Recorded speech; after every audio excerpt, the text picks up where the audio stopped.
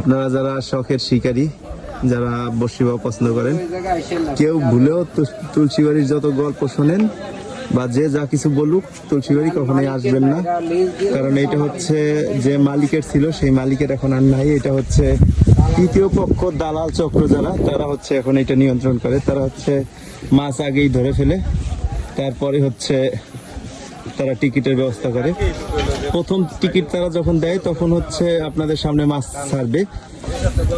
যখন আপনারা এই মাছগুলো শিকার করবেন তখন তো আপনারা নিজ চোখে দেখেছেন কি পরিমাণে মাছ ছাড়ছে। এরপরে যখন আপনারা দ্বিতীয় টিকিটে মাছ ধরতে আসবেন তখন তো সবার ধারণা যে ওই মাছগুলো থেকে গেছে, কিন্তু দ্বিতীয় টিকিটের মাঝখানে তারা কিন্তু মাছ জাল দিয়ে টেনে বিক্রি করে দেয়।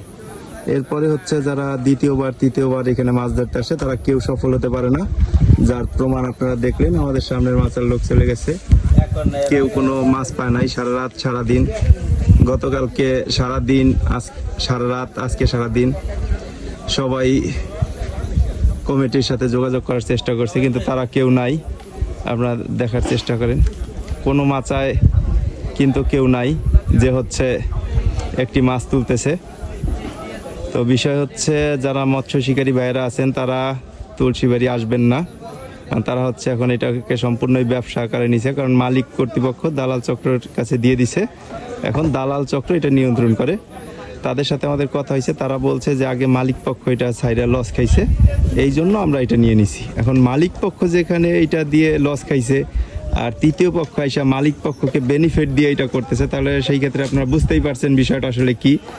তো ভালো থাকবেন সবাই, দয়া করে কেউ এখানে আর আসবেন না। এটা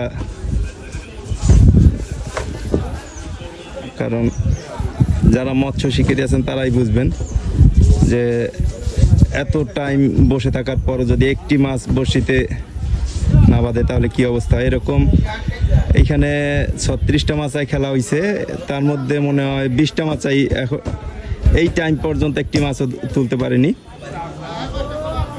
তাহলে পরিবেশটা আসলে কেমন হয়।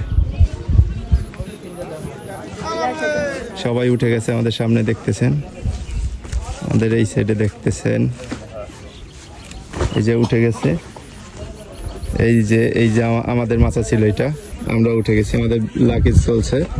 তো এই যে হচ্ছে কিছুক্ষণ আগেই তারা চলে গেছে আমাদের সামনে।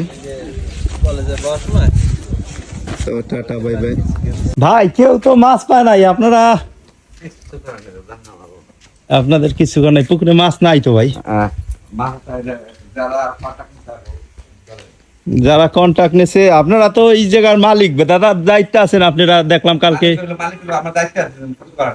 আপনাদের কিছু করার নাই।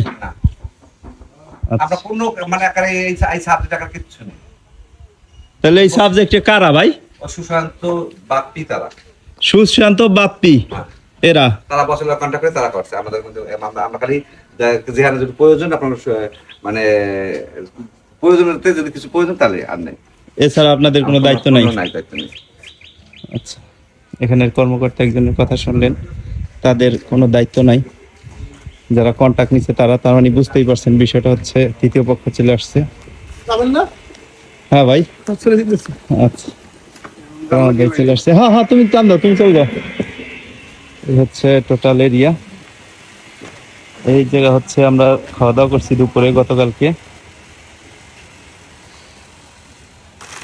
এই যে ওইদিকে বসে যারা আছে তারা ওইদিকে পুকুর, ওইদিকে অবস্থান করতেছে। ওইদিকে দেখছেন আমাদের টিকিটটা পড়ছিল ওই প্রান্তে।